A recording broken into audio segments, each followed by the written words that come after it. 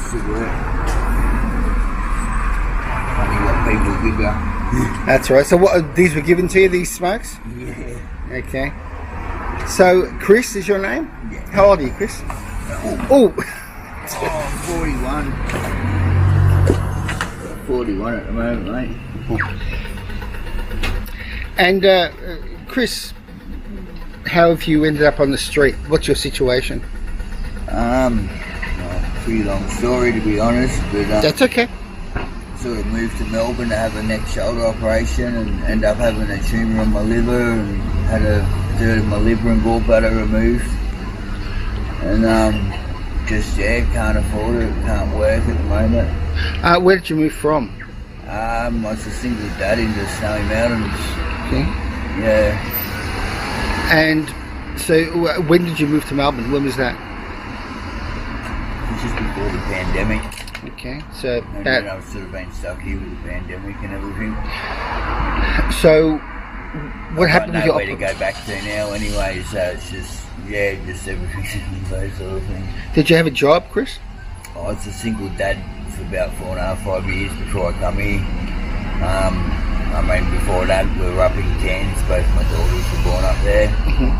And just health reasons I come to Melbourne and I still haven't had the neck shoulder operation because I ended up having the liver operation first.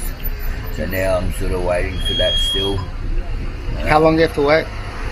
I don't know, it's just hard now. I'm on the streets, keeping and all that afterwards. Where do you sleep, Chris?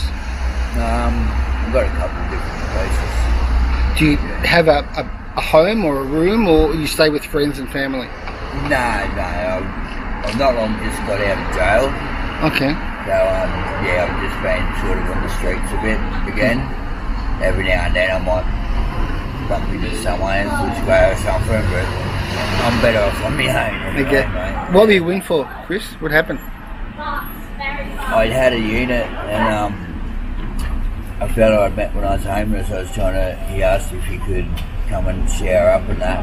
And then, long story, another goose that gave me a lift home, who was with him and asked if they're both in the ice. And he asked if I knew someone, I introduced him. Long story short, they ended up falling out and he started punching into him in my unit and whatnot. So I told him I had to go. And then when I was leaving, he was still in his car around the side on my street. And he said, do I still need a lift to the bank where he was about to drive me to? And he told this old fella to get in the boot of his car. And he was obviously scared because he'd just been smacked in the head a few times and got in the boot of the car. And then when we got to Seddon, just where the bank was, I didn't know to believe him or not at the first. And then I got out and said, are you in there? He said, yeah, and I got him out. I just said, what are you doing, man? Someone said, jump off a cliff, would you do that? And he basically jumped out of the boot, like I got him out of the boot, and then went into the bank, and this young fella told him to get back in the boot, so he's run down the main street asking for help and screaming help. And then, to be honest, I really don't know what happened then. The police come. My solicitor said he thinks the young fella that belted him up and done it made a deal. But apparently this old fella, he said they, so the police done it. But he died from health issues while I was in jail. That's pretty much the only reason I got out. Okay. How long were you in? Basically trying to help two people at the same time. How long were you in for? 4 months. And whereabouts was this? Paul Phillip. Okay. What was that experience like, Chris? That's pretty fun. Yeah. And do you have friends or family who can help you? I got a mum, she's in the country. I got a little bit of family out working way, but yeah, I don't really know that time. They're caught up in their own lives like most people down here. Have you approached them and asked them to help? Yeah, I did a little bit. They helped me a little bit when I came down here, but yeah, they all involved in their church and got all their other life, I suppose.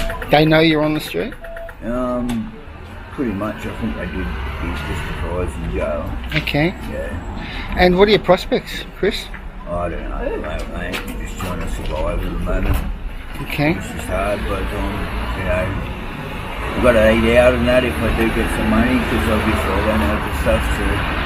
Do you use any services for people on the street?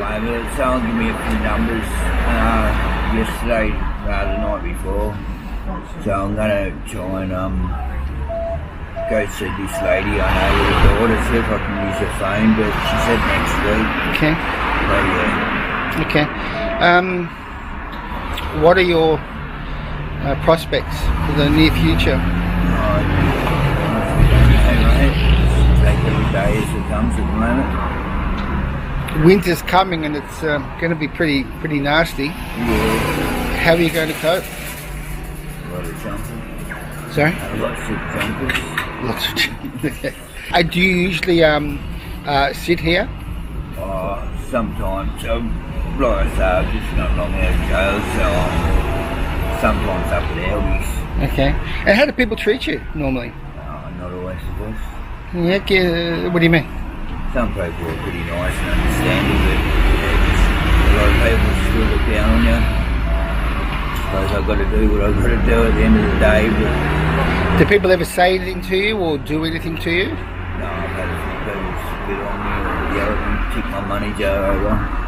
Deliberately? Can you describe these people? Do they tend to be older or younger people?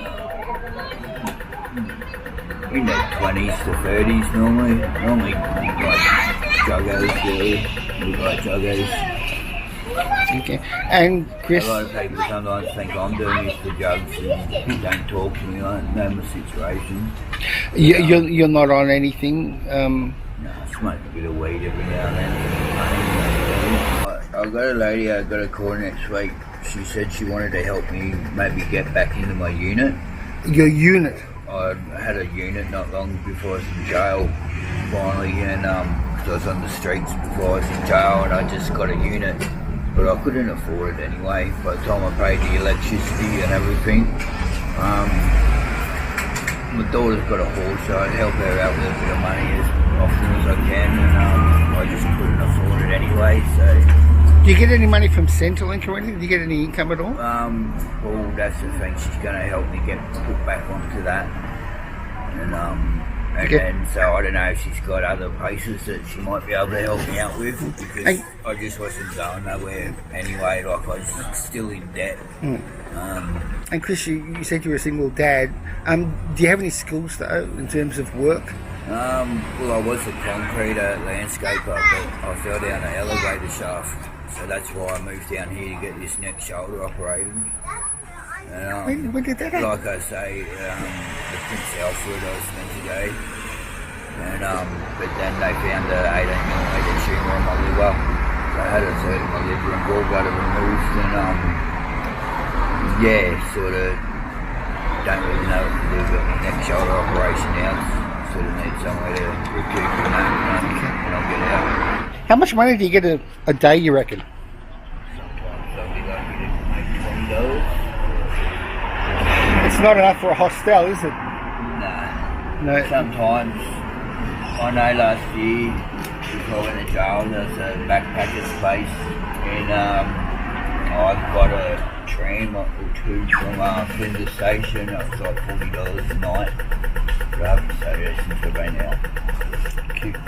So you haven't stayed in a hostel for a while? Yeah. Okay. Mate, thanks again. No worries. So what was it? The people you see those places? Better off on the streets half the time. You're better off on the streets. You know what? That's not the first time I've heard that. No, I didn't, man. I just had everything stolen, all my IDs, everything. Too trusting, I've been in the country too long. You've had your ID stolen? Oh, everything, yeah. From homeless people while you were staying in a hostel? Have you retrieved your ID in any way? Have you reapplied? Do you have any identification at all? Doesn't that make it very difficult for getting a place? Or, mate, thank you again.